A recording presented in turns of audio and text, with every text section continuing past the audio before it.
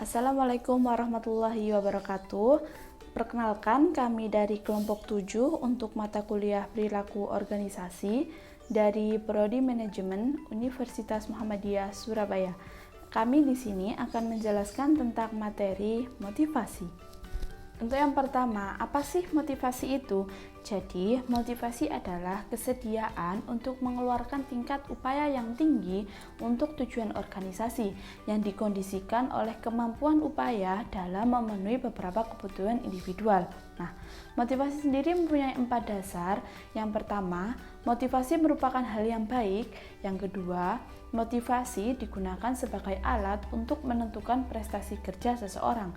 Yang ketiga, motivasi bisa habis dan perlu ditambah suatu waktu.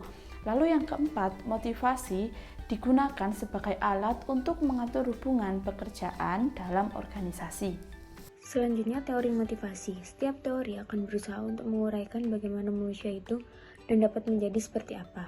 Setiap teori akan berusaha untuk menguraikan bagaimana manusia itu dan dapat menjadi seperti apa. Isi teori motivasi membantu kita memahami dunia keterlibatan dinamis, tempat organisasi beroperasi dengan menggambarkan manajer dan karyawan saling terlibat setiap hari. Karena teori motivasi menyangkut pengembangan manusia. Isi dari teori motivasi juga membantu manajer dan karyawan dalam dinamika kehidupan organisasi. Selanjutnya adalah teori motivasi. Terdapat 3 teori awal tentang motivasi yang paling banyak dipraktekkan dan sebuah fondasi dari motivasi kontemporer, yaitu yang pertama adalah teori jenjang kebutuhan Maslow, yang kedua adalah teori X dan Y McGregor, dan yang ketiga adalah teori 2 faktor Herzberg.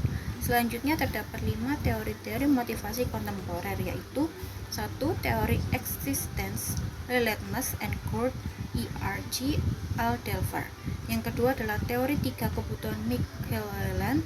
Yang ketiga adalah teori goal setting law. Yang keempat adalah teori keadilan Adams. Dan yang terakhir adalah teori harapan Fromm.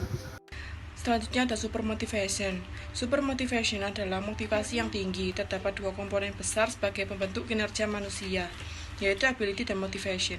Super motivation akan menghasilkan di tingkat motivasi dan kinerja yang lebih tinggi untuk siapapun secara virtual.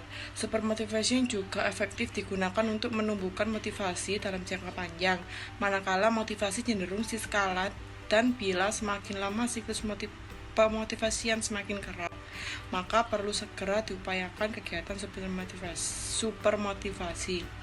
Sekian presentasi dari kami, kurang lebih mohon maaf. Wassalamualaikum warahmatullahi wabarakatuh.